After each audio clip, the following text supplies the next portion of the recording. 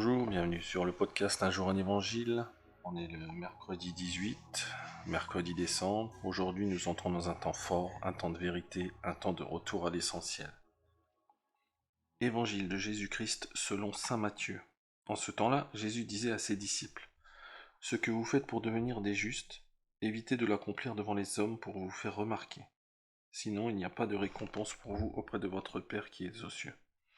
Ainsi, quand tu fais l'aumône, ne fais pas sonner la trompette devant toi, comme les hypocrites qui se donnent en spectacle dans les synagogues et dans les rues, pour obtenir la gloire qui vient des hommes.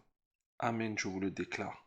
Ceux-là ont reçu leur récompense. Mais toi, quand tu fais l'aumône, quand ta main gauche ignore ce que fait ta main droite, afin que ton aumône reste dans le secret, ton Père qui voit dans le secret te le rendra.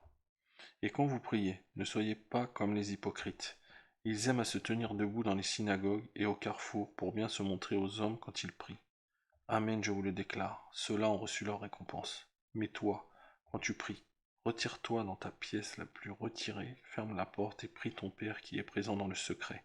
Ton Père qui voit dans le secret te le rendra. Et quand vous jeûnez, ne prenez pas un air abattu comme les hypocrites. Ils prennent une mine défaite pour bien montrer aux hommes qu'ils jeûnent. Amen, je vous le déclare. Ceux-là ont reçu leur récompense. Mais toi, quand tu jeûnes, parfume-toi la tête et lave-toi le visage. Ainsi ton jeûne ne sera pas connu des hommes, mais seulement de ton Père qui est présent au plus secret. Ton Père qui voit au plus secret te le rendra. C'était un jour un évangile. Aujourd'hui nous sommes le mercredi décembre. Alors en ce début de carême, ne regarde pas tes faiblesses, regarde la miséricorde de Dieu. La cendre sur notre front ne dit pas que nous sommes perdus, elle dit que nous avons besoin d'un sauveur. Et la bonne nouvelle, c'est que Jésus marche déjà avec nous.